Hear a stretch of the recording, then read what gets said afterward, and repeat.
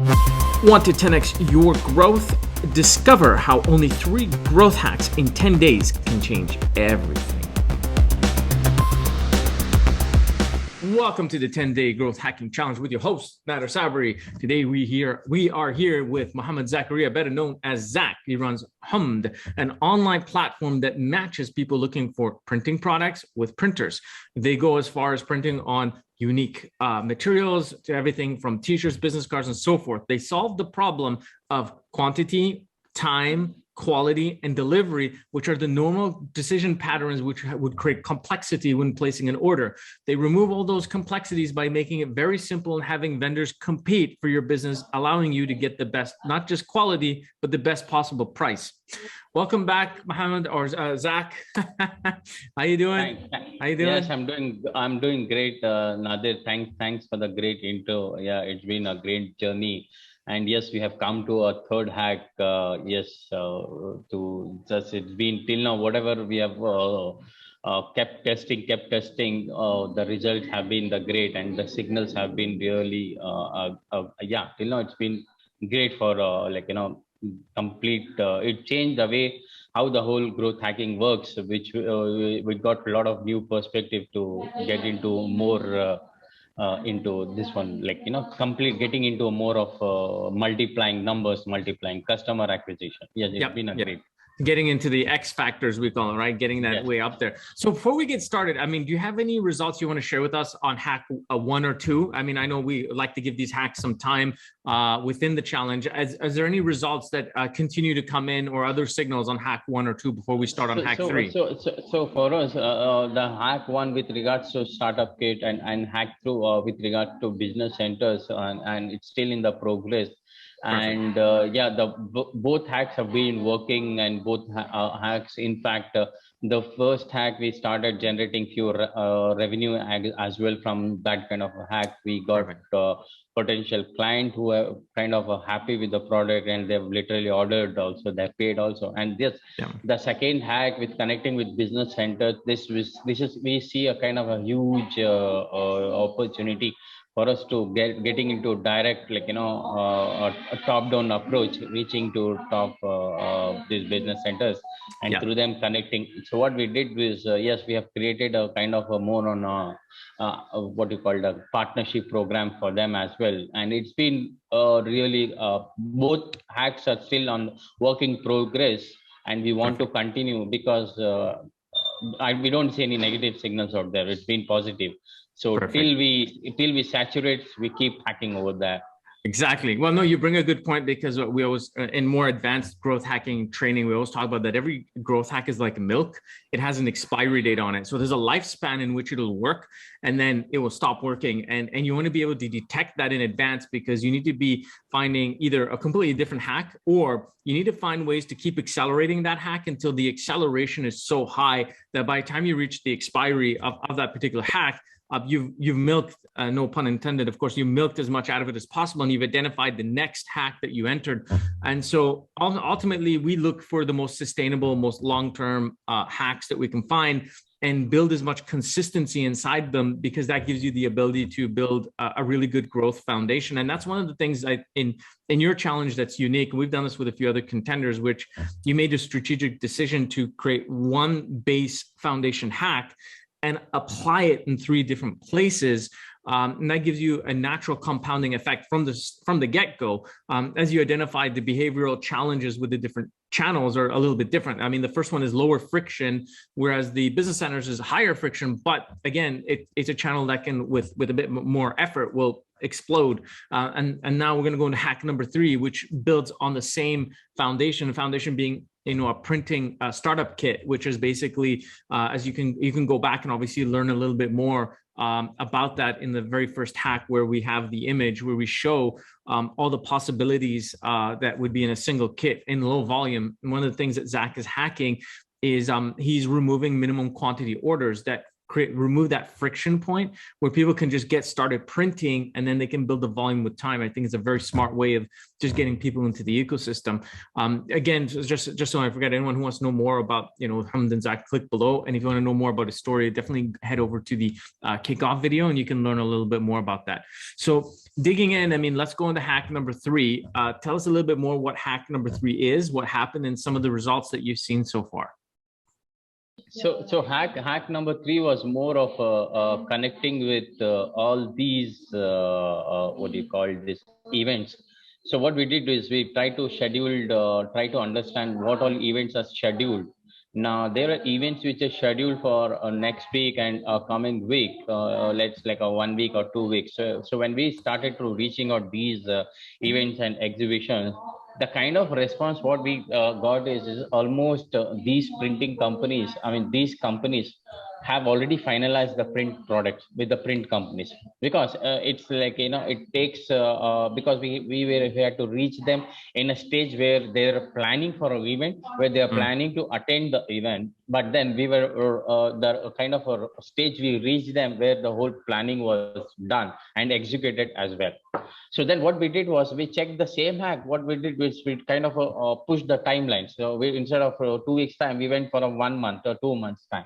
Now, when we did this, the response what we got was they were in the planning stage.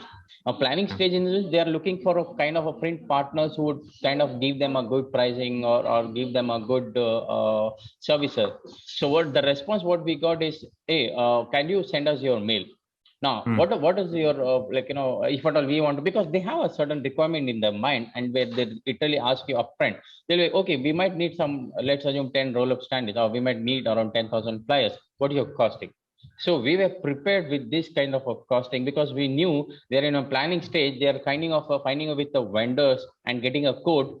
So these kind of a products we kept pricing ready on our tongue, so that we come as a strong contender. We come as a strong in our industry. So our pricings were pretty good and attractive for them, because we have a kind of a whole route of a vendor. Now, if someone wants a flyer, now we have maybe around 20 print companies now who gives them a best pricing.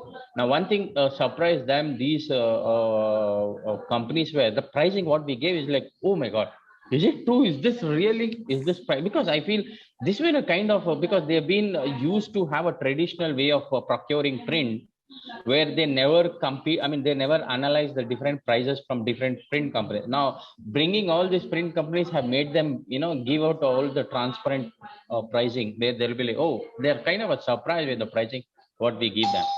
So yes, so this was like a hack. When we did almost a month later, the response was very good. But one was, this is like a kind of a secret hack. What we tried out was this was like a kind of a gut. We went with the instinct. So we were like, this is a last minute print products or something where people tend to forget few things. Now, if tomorrow I'm exhibiting, my business cards are finished. Now, I don't know. I realized only today that, my business card finished. This is something people tend to forget. Or maybe I have a team t-shirts, but 5 people or 10, their sizes of t-shirts are not there, where they have to wear it for tomorrow's exhibition or events. Now, this is kind of a last minute. So we did was, we try to reach out to these people. Okay, 1 or 2 days before exhibition, like, oh my God, can you give us in 1 day? So the response was like, can you give us in 1 day? Be like, you don't mind, you charge $10 extra, but can you give us? So the short term hack is really good for us, because this industry, it comes with a lot of products. You can't remember each and every product and print it. There are some products you will tend to forget, and you might need at last minute, or else you are going, there is someone else in exhibition is giving a goodie like a handbag. Now you feel like, why don't we give this? Now who can give in 1 day? That's where hum comes into picture, because we having a whole lot of variety of vendors, right? It will help us to tap into this short term hack and reach out to maximum people. Yeah, I like what you've done. I mean, number one is you use your instinct, and instinct is really important, never to be underestimated. And the idea of finding this one behavior that was obviously worked as a very powerful signal, which are short-term printing when there's an urgency. And tapping into urgency is a very powerful behavior because as you heard from the customer directly, will pay more, right? Because they know they need to pay more. They just need delivery, quality delivery, regardless of price. And so I think like this hack is interesting because not also can you focus on the last ones. You were explaining to me earlier that the quantity is smaller, but being able to work with events and exhibitions in the long, midterm, and short term, and this urgency, and kind of figuring out the behavior of the guys that are planning 6 months in advance versus 2 months in advance versus a few weeks in advance, and then versus a few days in advance, and detecting these kinds of behaviors and communicating in a very accurate way, saying like, you tap in these guys that are last minute, hey, have an urgent last minute print and need to still get the best quality and price. We've got you covered. Here's a list of top 10 things. And these are top 10 things that you would learn and know with time, business cards or whatever it is that last minute. And then you can say plus, so that you've triggered in their mind through like a menu that they can kind of see like, oh, dude, we knew we missed the extra brochures, but we didn't think of the goodies, as you put it. And so and one of the best factor is when you do this as last minute, right? I'm sure a lot of people would have told them no, not possible, but when you do it, you win their loyalty. Yes. And when you win the loyalty, when there's a bulk requirement, they come back to you irrespective of who gives them what price, because you have saved them maybe from the embarrassment or maybe from the last minute hustle. You have literally gone out of your way just to make sure that they get the right product at the right time. Perfect. And in your CRM, you should start classifying your clients by these segments. So we're doing, of course, the incubators and the centers and now the events and exhibitors, and you should be clustering them by behavior. So we do this all the time with our clients. And so these last minute guys are interesting because if you're able to send an email, say not 24 hours, but maybe 48 hours after the actual event, so you put the date of the event, say, hey, we hope your event on the following day, following place went really well. We hope that the prints and all that stuff worked out very well. Next time you have an urgent job, because that's the key thing that they've recognized as a USB with you, we can help you. But even if you have long-term stuff, we can help you with that as well. But anytime you have a short-term thing, keep in touch. And so you need to be building these behaviors and segmenting them so that you can communicate to them really specifically. And so if someone is doing stuff last minute, that they're last minute people most likely all the time. I mean, it could be a unique scenario, but tapping into that all the time. I think, that's probably not, this is definitely not part of this hack, but further hacks that would go after that. And we've seen this with not just, put the clients aside, but with contenders. I always talk about cluster your data based on behavior, not demographics. Demographics isn't kind of an older school way of doing things. Not that it's bad, you should always have that data, but once you can communicate to people based on their behavior, things go very differently, right? And you've learned that through your instinct and actually testing the signals. So I would urge you, obviously after the challenge, to start thinking about how to develop that CRM and have more consistent communications.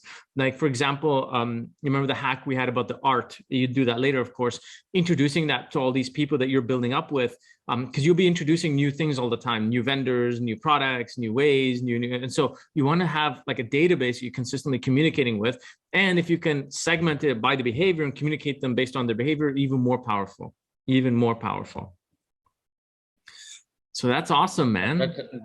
That's a great. I'm gonna take a note of these things because what you told is a very valid point, to segment them based on their behavior, not with the demographic. Yeah, that's a valid point. Exactly. And our goal in this challenge was to solve the growth problem of customer acquisition, right? And so once we just get a whole bunch of this place, next problem will be obviously customer retention. And you'll need to think about like, okay, now I've got this moving, and we want to be building systems. And as these systems build, once somebody enters your ecosystem, you want to be able to retain them, and you need to find ways to do that. Those are outside, of course, the challenge as well. But things just to keep in mind. Obviously, our problem here that we're solving is acquisition, and that's what we've done successfully in the last 10 days. Awesome. Anything else you want to share with us? I love the fact that you used your instinct and you found this really unique behavior. That's exactly what we need to be doing. Yes, I totally agree with you. We followed with our instinct, and it's actually helped us. And yes, we made some few money as well, because just at the end of the day, what we are looking is to everyone is to make some bucks. 100%. 100%. Awesome. Okay, so guys, that's Zach from Hum. To get more information about him, click below. To know more about his story, you can head over to the first kickoff video to know more about him and Hum and what it does. That's hack number 3. Congratulations. Thank you, All right. thank you, Nadesh Sabit. Thanks again for even Founder Institute as well for nominating me for this program. Fantastic. So